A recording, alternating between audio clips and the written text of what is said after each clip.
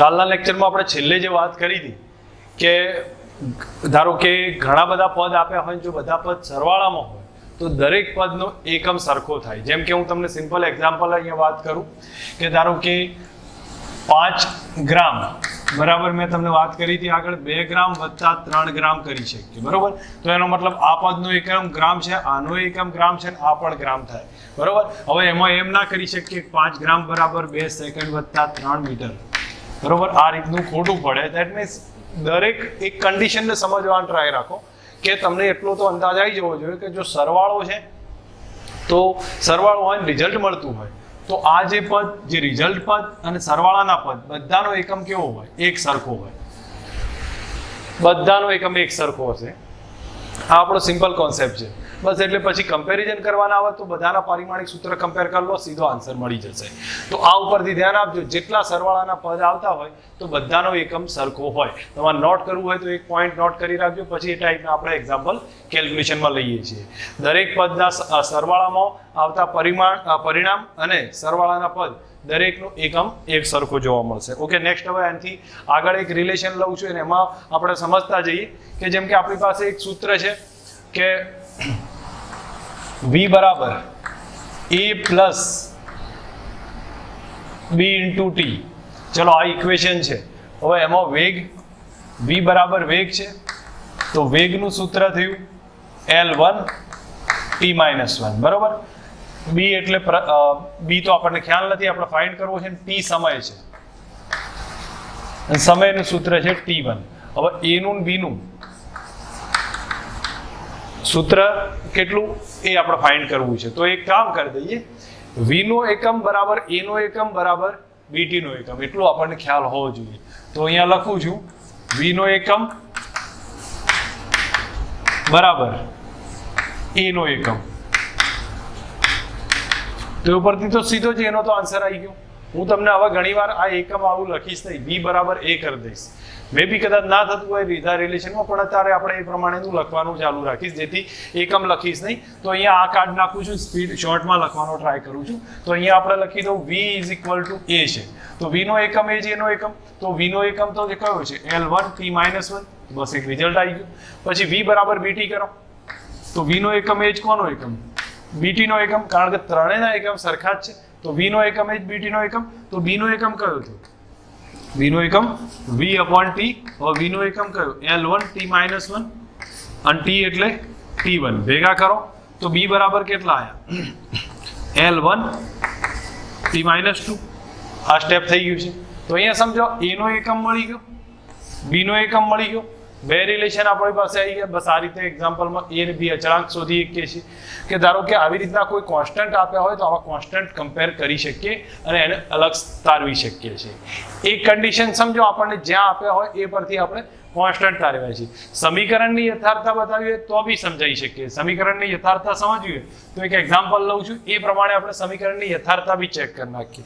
જેમ કે આપણી પાસે એક સૂત્ર છે y બરાબર v0t પ્લસ 1/2 at². આ સૂત્ર છે. હવે તમને એમ કે આ સમીકરણ સાચું છે ખોટું છે. આગળના સ્ટેપમાં આપણે અચળ કોન્સ્ટન્ટ જે હતા એના મૂલ્યો ચેક કર્યા. આમાં આપણે જોવાનું છે સમીકરણ સાચું છે ખોટું છે એ ચેક કરીએ છીએ. તો સમીકરણ સાચા ખોટાની વાત કરું તો y એ સ્થાનાંતર છે એટલે અંતર છે. હવે અંતર હોય તો એનું પારિમાણિક સૂત્ર L1 થશે. v0 વેગ છે અને વેગનું સૂત્ર થાય L1 t - 1. તમને યાદ હોવા જોઈએ સમય t છે અને t નું સૂત્ર થશે t1. હવે a બરાબર પ્રવેગ હશે અને પ્રવેગનું સૂત્ર થશે L1 t - 2. તમને આટલું ડિટેલમાં કહેલું છે તો હવે તમે યુઝ કરી અને બધા જ પદ સરખાઈ શકો છો. તો આપણે y નું પહેલું પદ લઉં છું, y બરાબર અંતર એટલે L1. બીજું પદ લઉં છું v0t લઉં છું, v0t. તો v0 ની કિંમત L1 t - 1 અને t એટલે કેટલા થશે? સમય t1. ભેગા કરી કમ્બાઈન કરો તો t1 - 1 નીકળી જાય તો L1 રહેશે. ત્રીજું પદ કયું છે? 1/2 at². 1/2 at² છે. તો આપણે એક કામ કરી દો, 1/2 a ની કિંમત L1 t - 2 થાય ને, અને t² એટલે t ની 2 ઘાત થઈ જશે. હવે તમે આનું મલ્ટીપ્લિકેશન 1/2 કાઢી નાખો, જરૂર નથી આનું. તો ધેટ મીન્સ આન્સરમાં શું થશે L1 થાય -2 + 2 કેન્સલ થઈ જશે. તો આપણે દરેકમાં જો પહેલું બીજું અને ત્રીજું તો આનો મતલબ કે સમીકરણ 1 2 અને 3 પરથી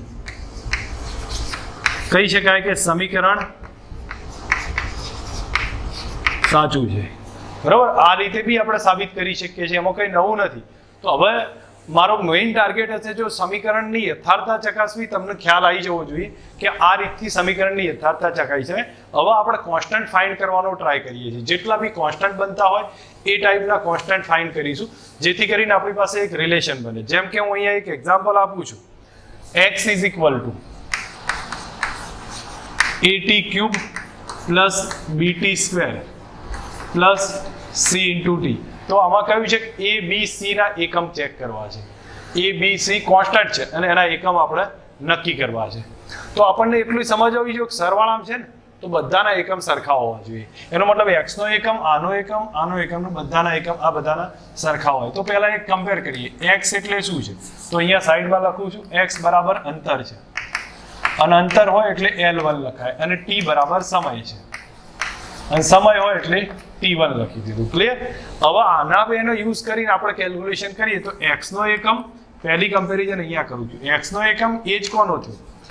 at³ નો એકમ થયો. તો a બરાબર શું લખાય? x/t³. x/t³. તો x નો એકમ છે L1 અને t નો છે t³. તો ધેટ મીન્સ પારિમાણિક સૂત્ર થયું L1 t-3 થયું. બીજી કમ્પેરિઝન લખીએ તો બીજી કમ્પેરિઝનમાં આવે x = bt². તો x = bt². તો એમાં b બરાબર લખું તો કેટલા આવશે? x/t². હવે તમે x ની કિંમત લખીએ તો L1 થશે અને t² એટલે t2 થાય. તો કમ્બાઈન કરું તો L1 t-2 આવશે. એક આ રિલેશન થયું. પછી x = ct કરી શકીએ. ત્રીજામાં જોઈએ તો x = c × t થશે. તો c નું પારિમાણિક સૂત્ર બનાવીએ તો x નો એકમ એ જ ct નો એકમ અહીંયા લખ્યું. તો c બરાબર શું લખાશે? x/t. ધેટ મીન્સ અહીંયા x ની કિંમત L1, t ની t1. ધેટ મીન્સ કેટલા થયા? L1 t-1. આ એનું પારિમાણિક સૂત્ર બનશે. તો આ જો પહેલું, બીજું, ત્રીજું એમ દરેક બધા પારિમાણિક સૂત્ર આપણે ચેક કરી શકીએ છીએ. હવે એવા જ પારિમાણિક સૂત્રના આધારિત બનાવવા જઈએ તો બીજા પણ ઘણા સ્ટેપ બનતા જશે. જેમ કે અહીંયા આપણે એક બીજું રિલેશન બતાવી દઉં છું અને એ પ્રમાણે આપણે ચેક કરીએ કે ધારો કે આપણી પાસે સૂત્ર આપ્યું છે v = at + b / t + c. હવે આ સ્ટેપ આપ્યું હોય એમાં તમને એમ કે a b અને c નું પારિમાણિક સૂત્ર શોધવું છે. તો અહીંયા પહેલા જે આપ્યું છે એનું પારિમાણિક સૂત્ર લખું તો v વેગ છે. તો વેગનું સૂત્ર તમને કહી દીધું હશે L1. સૂત્ર નહીં કહ્યું હોય, ફક્ત વેગ બતાવ્યો હશે કે વેગ છે. પછી t સમય છે, એનું સૂત્ર થાય t1 અને એ પ્રવેગ છે. સોરી, એ પ્રવેગ નહીં હોય, આમાં આપણે બે જ વસ્તુ આપી છે અને ફાઇન્ડ કરવું છે કોનું સૂત્ર? a નું સૂત્ર, b નું સૂત્ર, c નું સૂત્ર. આ ફાઇન્ડ કરવું છે. તમે શાંતિથી 2 મિનિટ સ્ક્રીનને પોઝ કરો, પોતાની રીતે વિચારો a b c ના પારિમાણિક સૂત્ર કેટલા થાય. ઓકે, અહીંયા તમને એક સીધી હિન્ટ આપું છું. પહેલા જો આ ત્રણેય પદના એકમ કેવા હોવા જોઈએ? સરખા હોવા જોઈએ. તો સરખા હોય તો પહેલા આ બેને કમ્પેર કરીએ તો એક પારિમાણિક સૂત્ર મળી જશે. જેમ કે હું v નું સૂત્ર બરાબર at નું સૂત્ર કમ્પેર કરું છું. v = a × t. તો a બરાબર કેટલા આવશે? v/t થાય. હવે v નું સૂત્ર કેટલું? L1 t-1 અને t થશે t1. ધેટ મીન્સ કમ્બાઈન કર્યા તો કેટલા? L1 t-2 થશે. આ v નું સૂત્ર થઈ ગયું. ફરી એકવાર રિવાઇઝ કરું છું. v/t થશે, v નું L1 t-1 અને t1 થશે. કમ્બાઈન કર્યા આટલું સૂત્ર મળશે. આ થઈ ગયું a નું સૂત્ર. હવે b અને c નું સૂત્ર. તો એના ઉપરથી એટલી તો ખબર પડી કે અહીંયા હું લખું છું v નો એકમ અથવા v નો એકમ બરાબર b અને નીચે t + c નો એકમ. આ લખીએ એના પહેલા અહીંયા બી એક સાબિતી મળે છે કે t + c છે ને એ સાઈડમાં લખું છું. t + c જવાથી એનો મતલબ t + c છે તો t નો એકમ એ જ c નો એકમ છે. t નો એકમ બરાબર c નો એકમ. હવે t નો એકમ તો મતલબ c નો એકમ કયો થયો? એ t નો એકમ. તો એટલે t1 થઈ ગયું. તો c નો એકમ પહેલા મળી ગયો આપણને. હવે આના ઉપરથી આપણે સાબિત કરીને રિલેશનમાં ચેક કરીએ કે તો v બરાબર b નીચે t + c છે ને તો b બરાબર કેટલા આવે? v / t + c.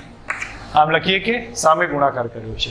હવે v નું સૂત્ર થાય L1 t-1 અને t પ્લસ c એટલે સમય જ થશે. બે સમય છે, કારણ કે t એ સમય છે, c એ સમય છે. સમય વત્તા સમય 2 વત્તા સેકન્ડ વત્તા 3 સેકન્ડ તો 5 સેકન્ડ જ થશે. તો આપણે આના બદલે એકનો જ એકમ લખી દેવાનો, સમ કોઈ પણ એકનું. તો t1 કરી દીધું છે, t નો એકમ લખ્યો તો આપણું ફાઇનલ રિલેશન L1 થશે. તો હવે તમે જુઓ, a આપણને આ મળી ગયું, b મળી ગયું અને આ c એ મળી ગયું. તો ફાઇનલી ચેક કર્યું તો ત્રણેયનું રિઝલ્ટ આવી ગયું છે. તો જો હવે આ પરથી આપણે ABC ના રિઝલ્ટ ફાઇન્ડ કરીએ કે છે. આવા જ એક કોમ્પ્લિકેશનમાં થોડો એક્ઝામ્પલ આપણે સમજવાનો ટ્રાય કરીએ અને આ એક્ઝામ્પલ ધ્યાનથી સમજજો કે જેથી કરીને તમને આમાં કોઈ કન્ફ્યુઝન ના રહે. Plus AT² divided by V into V is equal to RT plus B. આ સૂત્ર આપ્યું છે. એમાં P દબાણ છે,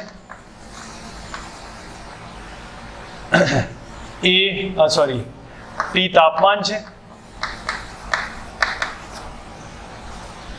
અને V કદ છે. દબાણનું સૂત્ર M1L-1 T-2. તાપમાન એટલે T1 નહીં પણ K1 લખીશું અને વોલ્યુમ એટલે L3 થયા. હવે આપણે આની અંદર A, R અને B એના પારિમાણિક સૂત્ર શોધવા છે. તો A, R, A, B અને R એના સૂત્ર કેટલા થાય એ ચેક કરવા છે. એક કામ કરીએ, આના માટે સૌથી પહેલા સમજ રાખો, તમને એટલું ખ્યાલ હોવો જોઈએ P નો એકમ આ બે સરવાળામાં છે તો P નો આનો એકમ સરખો જ થાય. તો આપણે પહેલા જ અહીંયા લખીએ છીએ P નો એકમ બરાબર AT² બાય V.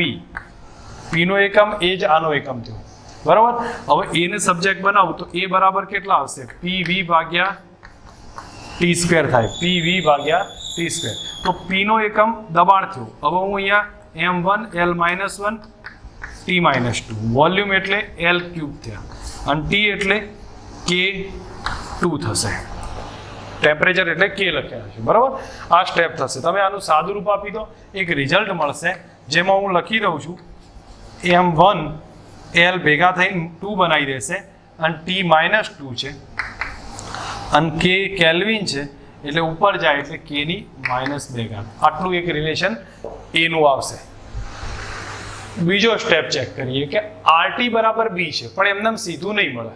તો આપણે એક રિલેશન લઈએ કે આખા સ્ટેપમાં જો આનો એ દબાણ એકમ, આનો એ દબાણ એકમ છે, આનો એ P, આ પણ P. તો આપણે કોઈ એક જ લઈએ ને તો અહીંયા P નો એકમ લઉં છું. P નો એકમ ગુણ્યા V નો એકમ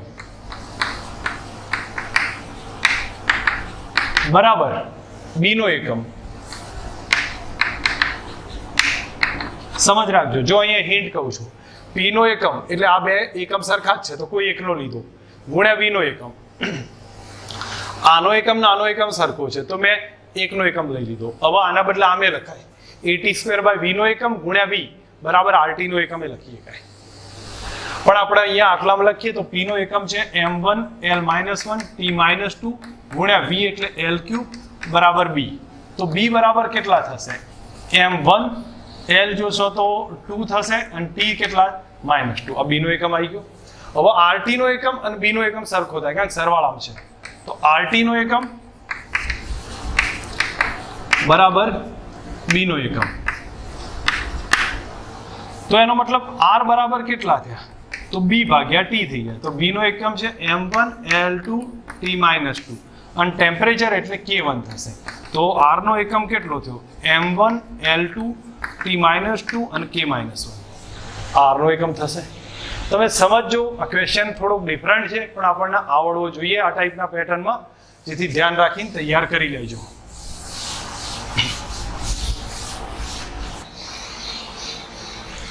કે ટોપિક છે ત્રિકોણમિતિ માટે. ત્રિકોણમિતિના પદ આવતા હોય ત્યારે, ત્રિકોણમિતિના જ્યારે પણ પદ આવશે તો એની અંદર શું કરીશું? તો એમાં એક વસ્તુ હું તમને કહું છું કે sin θ લઈએ તો sin θ તો મૂલ્ય છે ને, sin θ સંખ્યા છે, sin 30 11/2, sin 60 √3/2. તો કોઈ પણ આવા sin θ, tan θ અથવા cos θ આવું કોઈ પણ આવે તો આ બધું શું બતાવે છે? સંખ્યા છે. અને સંખ્યા હોય ને એટલે એનું પારિમાણિક સૂત્ર કેટલું થાય? M0 L0 T0 અથવા એને આપણે સિમ્પલ સમજવા પૂરતું 1 ક્યાંક લઈએ કે પણ એનું 1 નું વાલ નહીં લખતો, એનું પરિમાણિક રહિત છે. બીજું થીટા છે ને એ પરિમાણ રહિત છે, થીટાનો એકમ રેડિયન થાય, પણ આમ જોવા જઈએ તો સૂત્ર બનાવીએ તો m0 l0 t0 જ આવે. તો એના બરાબર ઘણીવાર 1 લઈશું આપણે, sin theta tan theta cos theta sec theta બધા માટે m0 l0 t0 લખીએ કાંઈ અથવા 1 લેવાય. અને સેમ સિચ્યુએશન આમાં થશે. જેમ કે આપણને એક વેલ્યુ આપી હોય કે જો અહીંયા sin kx આપ્યા છે, sin kx, અને તમને એમ કે k નું પારિમાણિક સૂત્ર શોધો, તો તમને એટલું તો ખબર પડે ને કે આમાં થીટા કોણ છે, થીટા કેટલા છે, kx છે. તો k બરાબર કેટલા થયા, થીટા ભાગ્યા x થાય. kx બરાબર થીટા થયા ને, sin થીટા, તો થીટા બરાબર kx. તો k બરાબર કેટલા, થીટા ભાગ્યા x. હવે થીટાનું તો પારિમાણિક સૂત્ર હોય નહીં, m0 l0 t0, x એટલે અંતર છે એટલે l1 લખ્યું, ધેટ મીન્સ આનું પારિમાણિક સૂત્ર કેટલું થયું, l-1. સેમ કન્ડિશનમાં હવે તમને cos ઓમેગા t આપ્યું છે આવું સૂત્ર, તો તમે આમાં થીટા કેટલા થયા, આમાં થીટા થયા ઓમેગા t. તો એનો મતલબ કે t બરાબર ઓમેગા બરાબર કેટલા, થીટા અપોન t. હવે થીટાનું તો પારિમાણિક સૂત્ર હોય નહીં અને t નું થશે t1. ફાઇનલી કેટલા આવ્યા, t-1. હવે આપણે એક સૂત્ર લખીએ છીએ sin ax². sin ax² ની વાત કરું. હવે આનો પારિમાણિક સૂત્ર જોઈતું હોય તો આ થીટા કેટલું, તો થીટા થયો ax². એનો મતલબ a નું સૂત્ર જોઈતું હોય તો આપણે થીટા ભાગ્યા x² કરીએ છીએ. હવે થીટા 1 થાય, x² l2 થશે, ધેટ મીન્સ l ની -2 ઘાત. બસ આ રીતે ગણી શકાય છે. એવો જ બીજો એક્ઝામ્પલ લઈએ છીએ કે y બરાબર a sin kt². ધારો કે આવું આપ્યું હોય y બરાબર a sin kt², તો એનો મતલબ કે sin થીટા આ છે તો આ સંખ્યા થઈ, sin થીટા એક સંખ્યા છે, સંખ્યાનો એકમ નહીં હોય, તો એનો મતલબ y નો એકમ એ જ a નો એકમ. y નો એકમ l1 અંતર હોય તો l1 લખી દો, તો એક થઈ ગયું.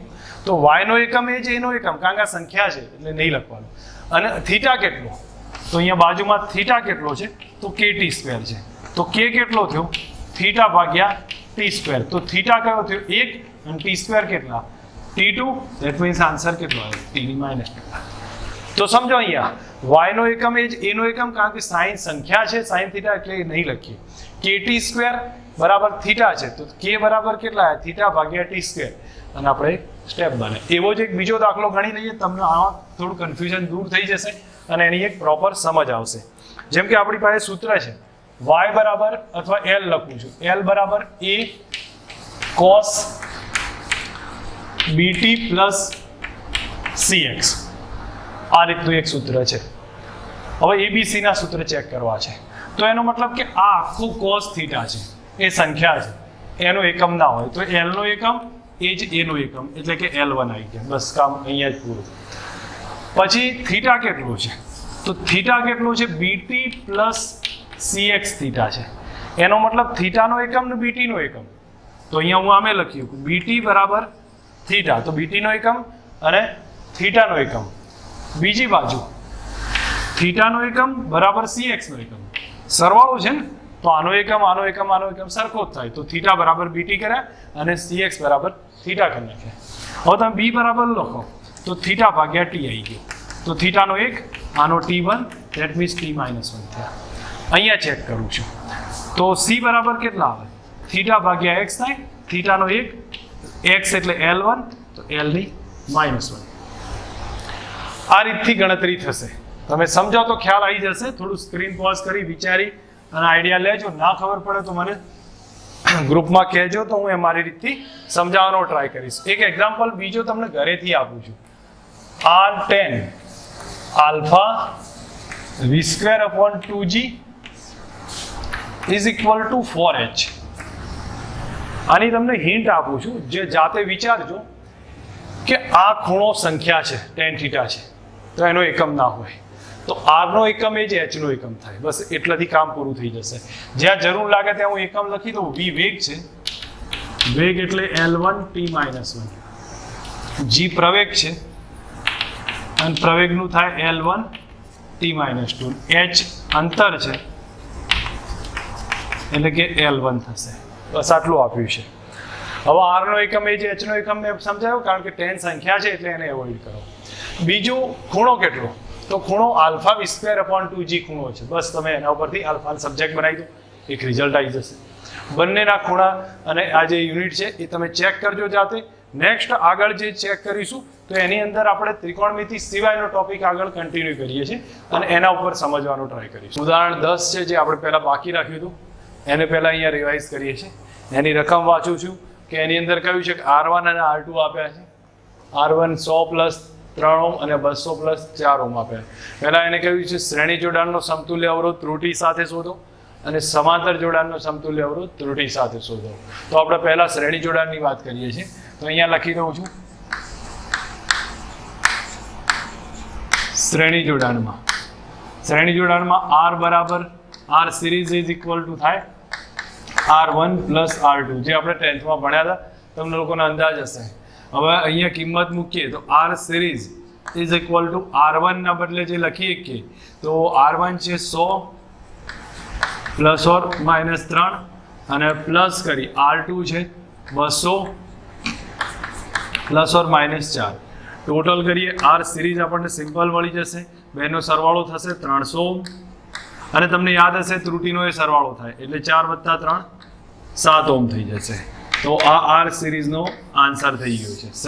શ્રેણી જોડાણનો સમતુલ્ય અવરોધ. સિમ્પલ છે આ તો, કારણ કે સીધો સરવાળો કરી દીધો છે એટલે. નેક્સ્ટ હવે માંગ્યું છે સમાંતર જોડાણનો સમતુલ્ય અવરોધ. તો સમાંતર જોડાણ માટે છે, હવે સમાંતર જોડાણનો સમતુલ્ય અવરોધ છે, એની કોમ્પ્લિકેશન થોડી છે, પણ આપણે એને હિન્ટ આપી છે કેલ્ક્યુલેશનમાં, રકમમાં જ બતાવ્યું છે. તો એ હું અહીંયા સાઈડમાં પછી લખું છું. પહેલાં આપણે સમતુલ્ય અવરોધ નોર્મલ રીતે શોધવાનો ટ્રાય કરીએ તો એની વાત અહીંયા કરવી પડશે. તો હું એક કામ કરું છું, અહીંયા જગ્યા રાખું છું, આપણને જે હિન્ટ આપી છે એ રિલેશન લખું છું. તો જ્યારે અહીંયા સીધા અર્થમાં કહ્યું છે, તમને આ તો ખ્યાલ હશે કે 1/r બરાબર કયું સૂત્ર સમાંતરનું 1/r1 + 1/r2. અહીંયા આપણે આખી રકમ લખીશું તો મેળ નહીં પડે. તો એક કામ કરીએ, R1 ની વેલ્યુ 100 લખી દઈએ, R2 ની વેલ્યુ 200 લખી દઈએ. R1 100 છે, R2 200, જે અહીંયાના આધારે લખવું છે 100 અને 200. તો એનાથી જ આપણે પહેલા ફાઇન્ડ કરીએ. તો 100 + 200 તો 1/r. હવે જ્યારે આની કેલ્ક્યુલેશન કરીશું તો કેલ્ક્યુલેશન મુજબ જોવા જઈશું તો 200 લસા થઈ જશે. તો બરાબર કેટલા આવશે? ઉપર 2 જ હશે, અહીંયા 1 હશે, તો 2 + 1 એટલે 3. તમે લસા તો લઈ શકો છો, તો આટલો 200/3 આવશે. બરાબર, આ એક કેલ્ક્યુલેશન થયું. તો એનો મતલબ થયો કે જે હું R બરાબર અહીંયા લખી દઉં એ થઈ જશે આ 3/200 છે, આપણે થઈ જશે 200/3. ઉલટાઈ દેવાનું. કારણ કયું? તો એક વસ્તુ સમજ રાખો, 1/r બરાબર કેટલા છે? 3/200. તો R બરાબર 200/3 અને એની વેલ્યુ અહીંયા લખી દો તો 200/3 એટલે 66.7 ઓહ્મ થાય. આ બેમાંથી તમે ગમે તે હાલ યુઝ કરી શકો.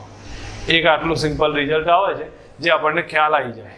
હવે એના પછી આપણને હિન્ટમાં કહ્યું છે, ના હિન્ટ ખ્યાલ હોય તો આપણે વિકલનના રૂપે બી કહીએ કે મેં તમને આગળ કહ્યું હતું કે જ્યારે ત્રુટિ સમજાવતો હતો 1/x નું વિકલન, જે લોકોને ખ્યાલ હશે d/dx તો -1/x² થાય, બાજુમાં dx રહેશે. બસ આવું એક સ્ટેપ મેં લખાયું હતું. અને એના પછી આપણું સ્ટેપ્સ વિકલનનું સાબિત કરીએ તો આપણું સૂત્ર છે 1/r parallel is equal two 1/r1 + 1/r2. હવે જ્યારે હું વિકલન કરું તો આપણે થાય -1/rp parallel into drp is equal two -1/r1 into dr1 અને -1/r2². સોરી, મારી ભૂલ થાય છે અહીંયા.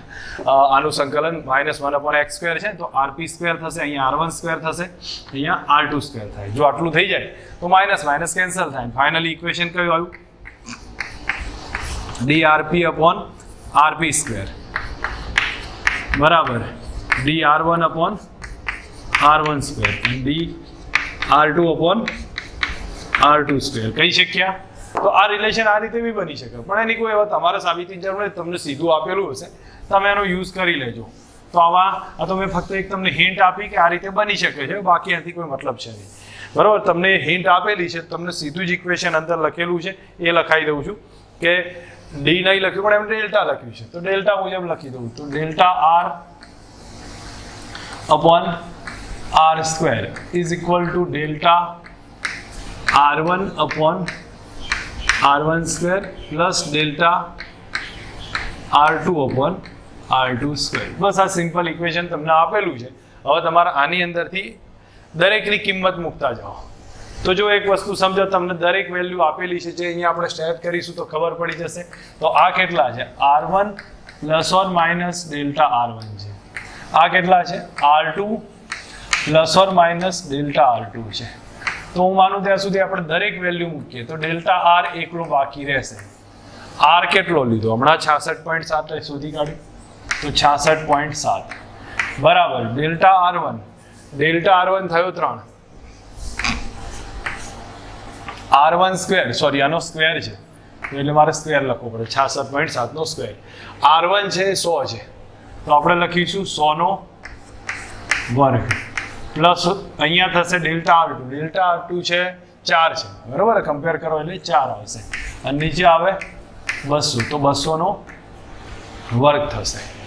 આનું સાદુરૂપ આપી દઈએ તો સાદુરૂપમાં ગણતરી તમે કરી શકો છો, કોઈ વધારામાં બનશે નહીં. તમે સિમ્પલ કેલ્ક્યુલેશન કરી લેજો તો ડેલ્ટા R બરાબર થઈ જશે 66.7 નો વર્ગ કૌંસમાં રહેશે 3 ભાગ્યા તમે 100 નો વર્ગ બહાર કાઢી નાખો તો બી ચાલી જશે. 100 નો વર્ગ બહાર કાઢી નાખો તો નીચે કેટલા રહે? 100 નો વર્ગ રહેશે. અહીંયા 1 થઈ જાય અને અહીંયા 4 ભાગ્યા 4 થાય. આટલું સ્ટેપ રહે. હવે સાદુરૂપ આપશો તો આ રીતનું રહેશે અને પછી ડેલ્ટા આર આપણે ફાઇન્ડ કરી લઈશું. તો ડેલ્ટા આરની જ્યારે કેલ્ક્યુલેશન કરી લઈશું તો એ મુજબ આપણને એક આન્સર આવશે 1.8 ઓહમ થશે. તમે કેલ્ક્યુલેશન કરજો તો 1.8 ઓહમ જેવો આન્સર મળશે. હવે ડેલ્ટા આર જો 1.8 મળી ગયો તો આપણું સૂત્ર કયું આવે? R parallel is equal to કેટલા લખાય? આર પ્લસ ઓર માઇનસ ડેલ્ટા આર. હવે આર છે કેટલા? તો 66.7. 66.7 પ્લસ ઓર માઇનસ 1.8 આર પેરેલલ બરાબર આટલા ઓમ આન્સર મળે. જો એક વાત શાંતિથી સમજો કેલ્ક્યુલેશન કઈ રીતે થાય છે એ જો. પહેલા R1 આપ્યો છે, R2 આપ્યો છે બરાબર. હવે પહેલા શ્રેણી જોડાણ તો R સિરીઝ બરાબર R1 પ્લસ R2. તો આમાં તો સિમ્પલ છે, બંને R1 મૂક્યા R2 મૂક્યા 100 વત્તા 200 એટલે 300. 3 ને 4 7. આમાં કોઈ વધારે કેલ્ક્યુલેશન રહેશે નહીં. નેક્સ્ટ જે આપણે સમજવાનું છે એ આગળના સ્ટેપમાં રહેશે. તો આગળના સ્ટેપમાં જોઈએ તો પેરેલલ કનેક્શન છે 1/R બરાબર 1/R1 પ્લસ 1/R2. હવે તમે આમાં R1 ની કિંમત લખો તો અહીંયા જો હવે આ સ્ટેપ પહેલા શોધવું પડશે કારણ કે આપણી પાસે આ બે સ્ટેપ આપ્યા છે. તો આ ડાયરેક્ટ યુઝ કર્યામાં R ની જરૂર પડશે એટલા માટે આ પહેલાથી આપણે R શોધવું પડશે. હવે R1 કેટલા છે? 100 છે. R2 200 છે તો 1/100 વત્તા 1/200 કિંમત મૂકી દઈએ તો આટલો જવાબ આવી જશે. હવે આગળનું સ્ટેપ જે તમને અંદર આપ્યું છે એ લખ્યું delta R by R square, delta R1 by R1 square, delta R2 by R2 square. હવે આમાં તમે ડેલ્ટા R ભાગ્યા R ની કિંમત 66.7, ડેલ્ટા R1 અહીંથી કમ્પેર કરો 3 થશે ને આ 100 થશે તો 3 ભાગ્યા 100. આ 4 ભાગ્યા 200 થશે તો 4 ભાગ્યા 200. સાદુરૂપ આપતા પહેલા 100 નો વર્ગ બહાર કાઢી નાખ્યો છે ને અહીંયા 3 રહેશે ને અહીંયા 4 ભાગ્યા 4 એટલે 1.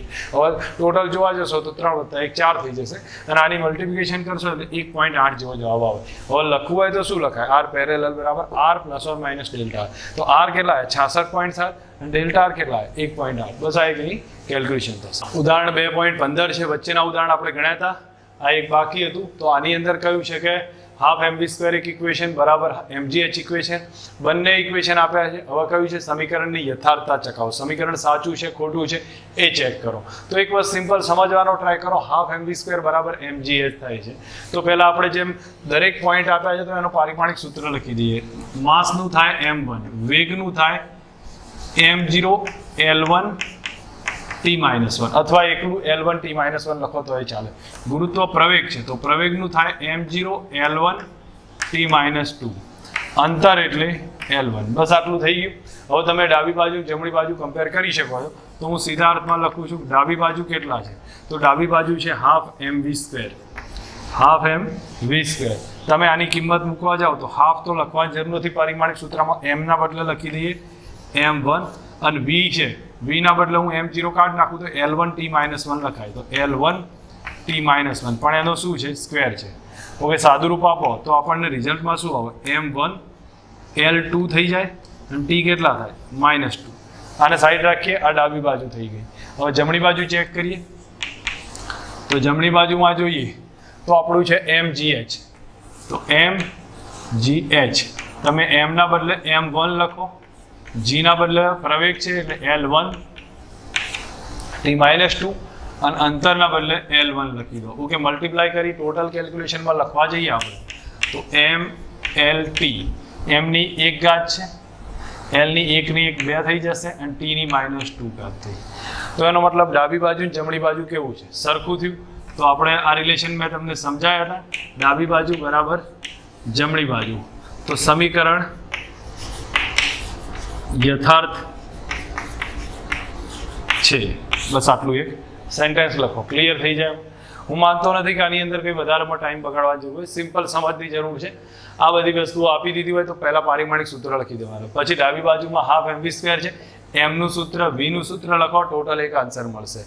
આના ઘણા દાખલા ગણાયા છે. જમણી બાજુ જઈએ તો mgh છે, તો m નું સૂત્ર, g નું સૂત્ર, h નું સૂત્ર, ટોટલ કમ્બાઈન કરો, એક રિઝલ્ટ મળશે. પછી આપણે કહી શકીએ ડાબી બાજુ જમણી બાજુ સરખી છે, એનો મતલબ સમીકરણ સાચું થશે. 2.16 છે, એમાં આ બધા ઇક્વેશન આપ્યા છે અને કહેવામાં આવ્યું છે કે એની રકમ વાંચું છું કે ઉર્જાનો SI એકમ જૂલ છે, બરાબર. તો અહીંયા દરેક અલગ અલગ પોઈન્ટ આપેલા છે, તો એના આધારે કહ્યું છે કે ભાઈ ABCD જે બી આપ્યા છે બધામાં ગતિ ઉર્જા માટે કયું સાચું ઇક્વેશન છે, ગતિ ઉર્જા માટે કયું સાચું ઇક્વેશન બનશે. તો એક કામ કરીએ, અહીંયા એક એક પોઈન્ટને સમજતા જઈએ. એના પહેલાં જે આપ્યું છે એમાં આપણે પારિમાણિક સૂત્ર લખીએ છીએ.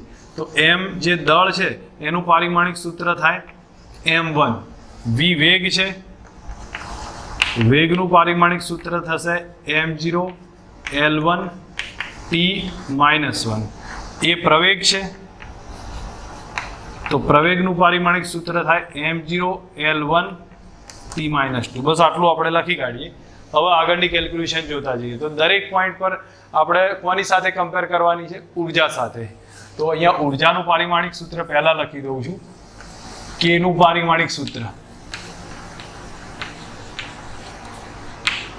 બરાબર m1 L2 t-2, કારણ કે ઉર્જા છે ને અને ઉર્જાનું પારિમાણિક સૂત્ર m1 L2 t-2 થાય. ચલો એક લખી કાઢ્યું. હવે a થી સ્ટાર્ટ કરું છું.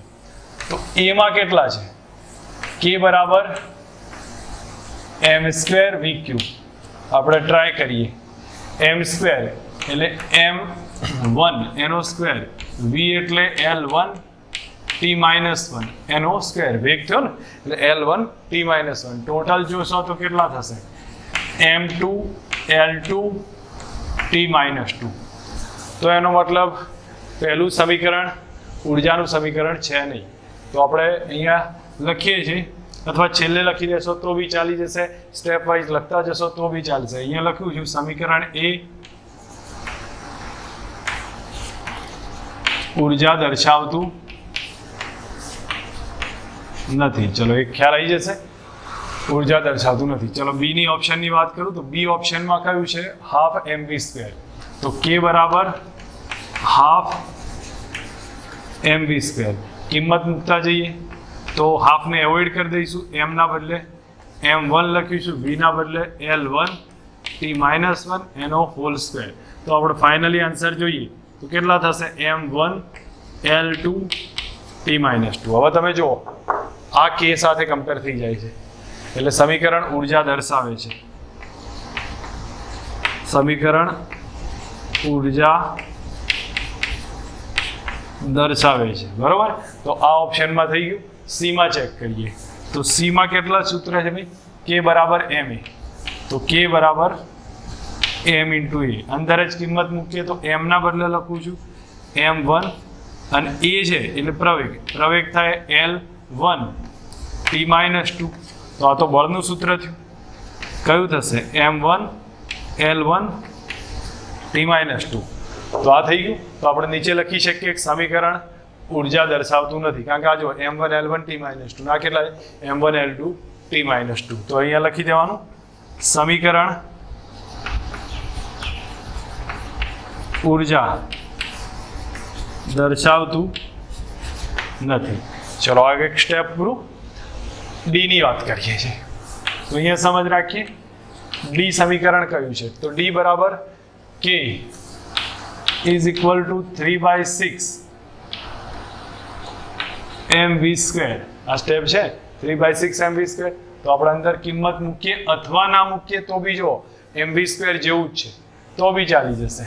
તો k બરાબર અહીંયા લખું છું m ના બદલે m1, v ના બદલે l1 t - 2 અને એનો સ્ક્વેર. તો આપણે થશે m1 l2 t - 2. તો આ સૂત્ર સમીકરણ ઉર્જા તો બતાવે છે પણ ઉર્જાનું યથાર્થ મૂલ્ય નહીં બતાવે કારણ કે આ 3/6 આવે છે અને અહીંયા કેટલા આવે 1/6. પછી વસ્તુ છે આપણે તો પારિમાણિક રીતે જ જોવાનું છે. તો અહીંયા જો m1 l2 t - 2 થઈ ગયું. તો સમીકરણ ઉર્જા દર્શાવે છે.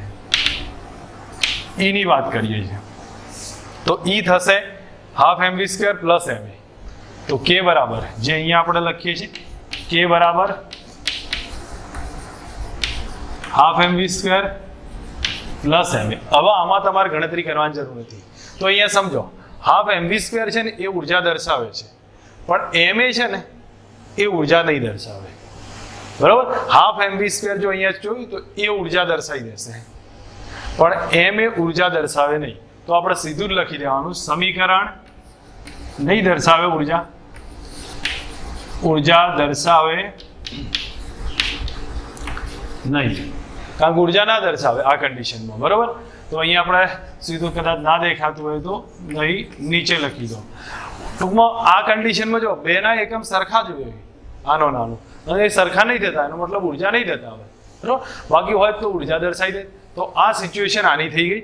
હવે એક કામ કરીએ આખું પેરેગ્રાફને એકવાર શાંતિથી સમજવાનો ટ્રાય કરો તો તમને ક્લિયર થશે.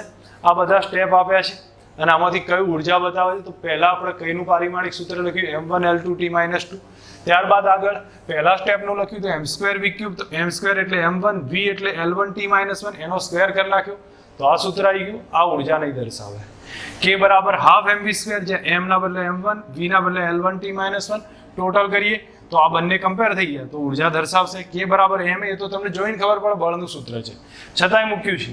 તો આમાં a ના બદલે m ના બદલે કિંમત મૂકી તો આ થયું. આની સાથે મેચ નહીં થતું ઉર્જા નહીં દર્શાવે.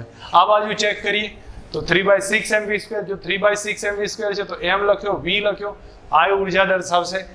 સોરી અહીંયા આ સરખું થાય છે તો ઉર્જા દર્શાવશે પણ એક્ઝેક્ટ વેલ્યુ નહીં આપે. આપણે એનાથી કોઈ મતલબ છે નહીં. અને k બરાબર આ સૂત્ર છે. હવે આ સૂત્ર ઉર્જા બતાવે છે પણ ma નહીં બતાવે. ma બળ બતાવશે એટલે ઉર્જા દર્શાવશે નહીં. બસ આ રીતે એનું લખી કાઢવાનું છે. સ્વાધ્યાયનો 2.1 એક્ઝામ્પલ છે. એમાં 4 ખાલી જગ્યાઓ છે. હવે એમાં પહેલું આપણને પૂછ્યું છે કે 1 સેન્ટીમીટર બાજુવાળા ઘનનું કદ કેટલું છે અને મીટર ક્યુબમાં શોધવાનું છે. તો આપણે પહેલાં સમજો કે આ l બાજુ છે. હવે ઘનનું કદ l ઘન થાય તો સમજો બાજુનું માપ l હોય અને ઘનનું કદ પૂછ્યું હોય તો ઘનનું કદ થાય l ઘન. તો એના કોન્સેપ્ટ પરથી આપણે યુઝ કરીશું. તો અહીંયા આપણને જે બતાવ્યું છે એ મુજબ સમજીએ. v બરાબર 1 સેન્ટીમીટર ક્યુબ થાય. મેં તમને આગળ વાત કરી કે ઘનનું કદ થાય એ l ઘન થાય તો 1 સેન્ટીમીટર બાજુ છે એનો ક્યુબ થશે. હવે આ 1 સેન્ટીમીટર ક્યુબને આપણે મીટર ક્યુબમાં કન્વર્ટ કરવા છે. તો 1 સેન્ટીમીટર ક્યુબ છે તો સેન્ટીની કિંમત 10⁻2 થાય. તો સેન્ટીની કિંમત 10⁻2 થાય એટલે અહીંયા 10⁻2 લખ્યા છે એનો ક્યુબ કર્યો. ટોટલ આન્સર થશે 10⁻6 મીટર ક્યુબ. સીધા અર્થમાં તમે લખી શકો ઘનનું કદ એટલે 1 સેન્ટીમીટરનો ક્યુબ કર્યો અને જ્યાં સેન્ટીની કિંમત આપણે આગળ ટેબલ ચેક કર્યું હતું એમાં 10⁻2 હતી તો 10⁻2 લખી એનો ટોટલ ગુણાકાર કરી એટલે 10⁻6 મીટર ક્યુબ થશે. હવે બીજું આપણને પૂછ્યું છે 2 સેન્ટીમીટર ત્રિજ્યા અને 10 સેન્ટીમીટર ઊંચાઈ ધરાવતા નળાકારનું ક્ષેત્રફળ mm² શોધવાનું છે. તો હવે ઘન નળાકારનું ક્ષેત્રફળ કેટલું થાય? તો અહીંયા આપણી પાસે આકૃતિ આપી છે એ મુજબ જુઓ.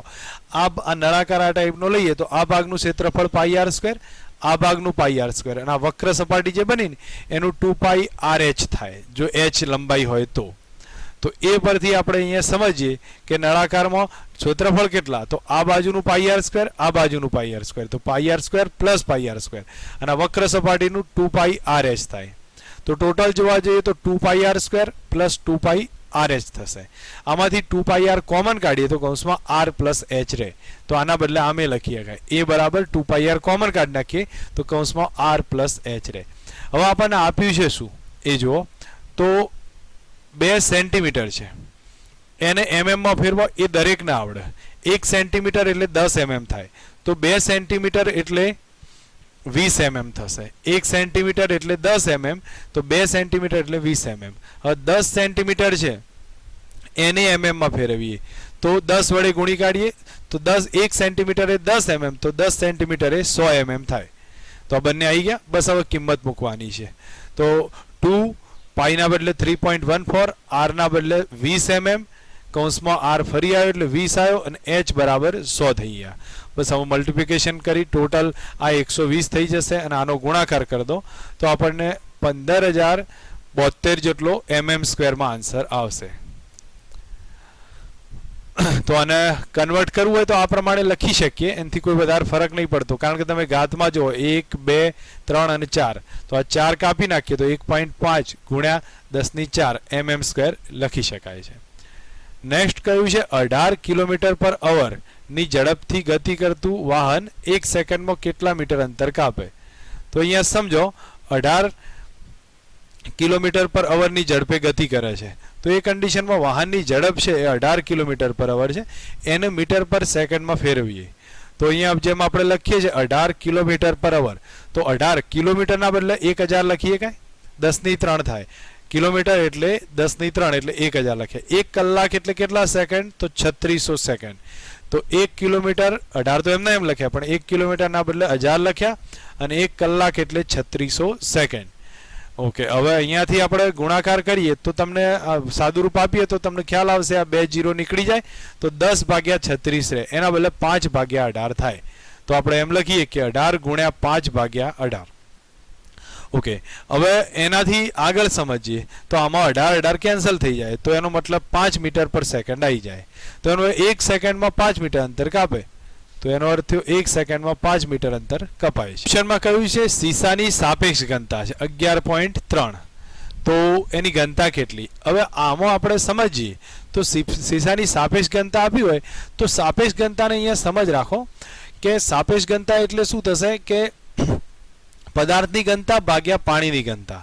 ચલો એ બધા કોન્સેપ્ટમાં તમે પાછળ આવશે, તમે એ પ્રમાણે વધારે ડેપમાં ના જાઓ અત્યારે ચાલે, પણ એટલું સિમ્પલ સમજો, કોઈ પણ પદાર્થની ઘનતા શોધવી હોય તો આપણે પાણીની ઘનતા વડે ગુણવું પડે. હવે પાણીની ઘનતા 2 આપી છે. જો પાણીની ઘનતા CGS-માં લઈએ તો 1 ગ્રામ પર સેન્ટીમીટર ક્યુબ થાય અને SI-માં લઈએ તો 10⁵ kg પર મીટર ક્યુબ થાય. આ તમારે યાદ રાખવું પડશે. તો જો સાપેક્ષ ઘનતામાંથી ઘનતા બનાવી હોય તો પાણીની ઘનતા વડે ગુણવું પડે. જેમ અહીંયા બતાવ્યું છે તો પાણીની ઘનતા CGS-માં કેટલી થાય 1 ગ્રામ પર સેન્ટીમીટર ક્યુબ, તો એનો મતલબ કે પદાર્થની ઘનતા કેટલી થશે 11.3 સાપેક્ષ ઘનતા ગુણ્યા પાણીની ઘનતા 1 એટલે 11.3 ગ્રામ પર સેન્ટીમીટર ક્યુબ આવે. બીજી વસ્તુ કે SI પદ્ધતિમાં જોવા જાવ તો પાણીની ઘનતા 1 ના બદલે 10⁵ થાય, તો અહીંયા કેટલા લખવા પડે 11.3 ગુણ્યા 10⁵ કરવા પડે. જો SI-માં પાણીની ઘનતા આવે તો 10⁵ kg પર મીટર ક્યુબ થાય. હવે એમાં આપણે લખવું હોય તો સીસાની ઘનતા કરવી હોય તો 11.3 ગુણ્યા પાણીની ઘનતા એટલે 10⁵ આટલા kg પર મીટર ક્યુબ આવે. અહીંયા 2.2માં કહ્યું છે કે પરિવર્તન આટલા સમજાવવાના છે. તો 1 kg મીટર સ્ક્વેર પ્રતિ સેકન્ડ સ્ક્વેર અથવા સેકન્ડની -2 એને ગ્રામ સેન્ટીમીટર સ્ક્વેર સેકન્ડની -2 આમાં કન્વર્ટ કરવું છે. હું માનું જો તમે ડાયરેક્ટ સમજાવો તો કિલો અહીંયા છે તો 10⁵ કરો, બાકી મીટર સેકન્ડમાં કોઈ કન્વર્ઝનની જરૂર નથી. અહીંયા ગ્રામ સેકન્ડમાં કન્વર્ઝન નહીં. સેન્ટી અહીંયા છે 10⁻² કરો, પણ આ સાઈડ હોવાના કારણે 10⁻+2 કરો, એનો સ્ક્વેર કરી દો, કિંમત મૂકશો જવાબ આવી જશે. હવે અહીંયા પ્રોપર સમજવા જઈએ તો 1 kg બરાબર 10⁻³ ગ્રામ થશે. 1 kg બરાબર 10⁻³ ગ્રામ, અને એના પછી 1 મીટર બરાબર 10⁻² સેન્ટીમીટર થશે. એ બી લખી દે 1 મીટર બરાબર 10⁻² સેન્ટીમીટર. હવે આની અંદર કિંમત મૂકીએ તો 1 kg મીટર સ્ક્વેર પર સેકન્ડ સ્ક્વેર બરાબર.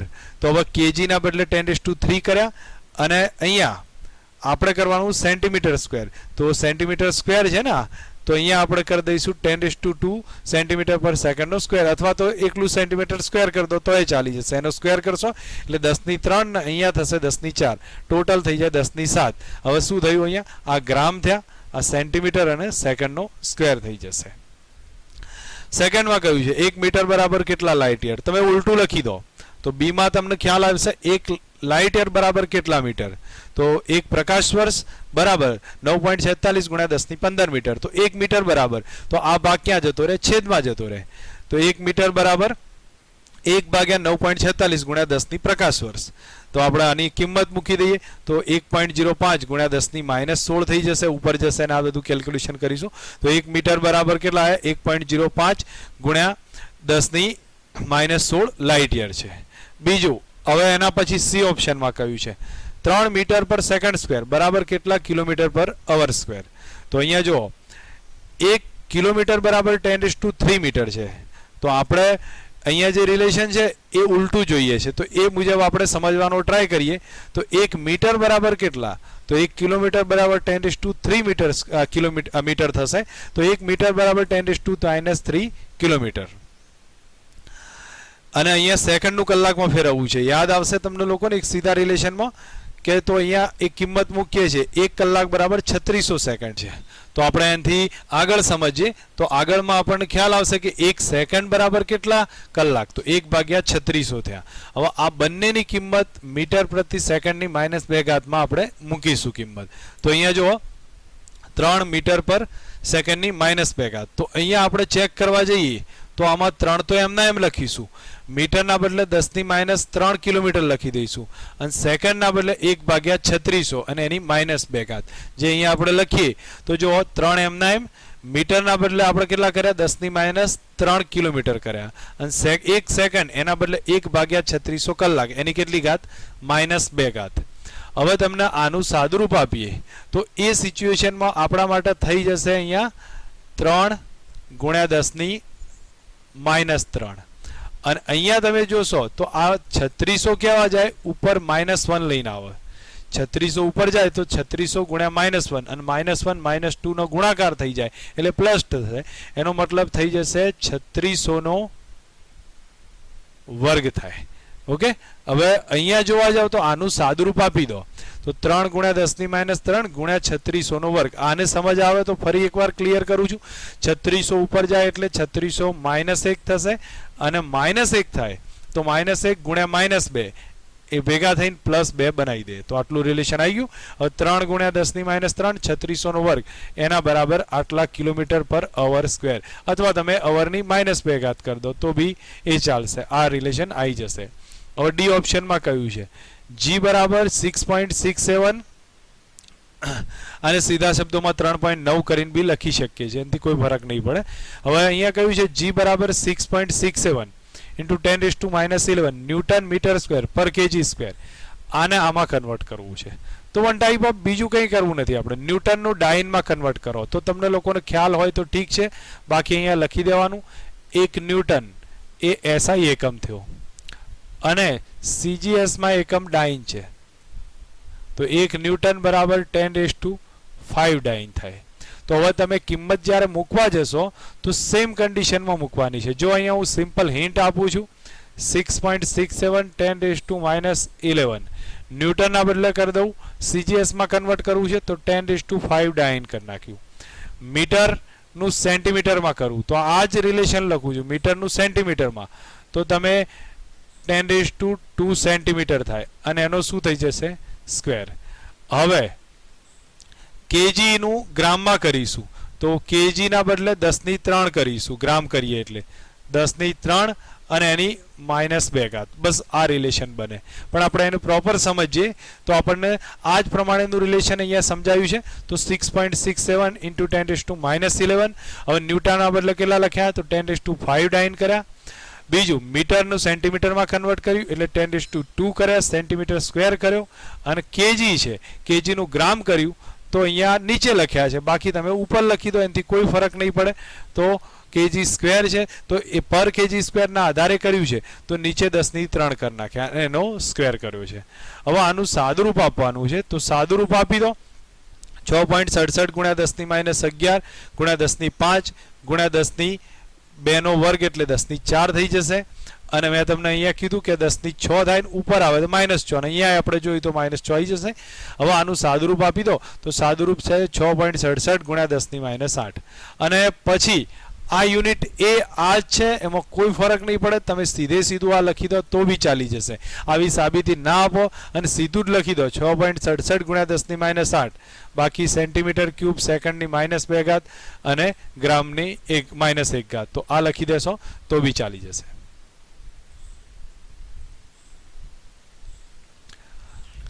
ઉષ્મા ઉર્જાનો એકમ કેલરી છે, તેને 4.2 જૂલ બરાબર અપાય છે.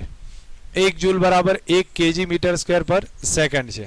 નવી પ્રણાલીનો ઉપયોગ કરી આલ્ફા દળનો એકમ આલ્ફા કેજી લેવાનો, લંબાઈનો બીટા મીટર, સમયનો ગેમા સેકન્ડ. તો નવા એકમના સંદર્ભમાં કેલરીનું મૂલ્ય આ ટાઈપનું સાબિત કરવાનું છે.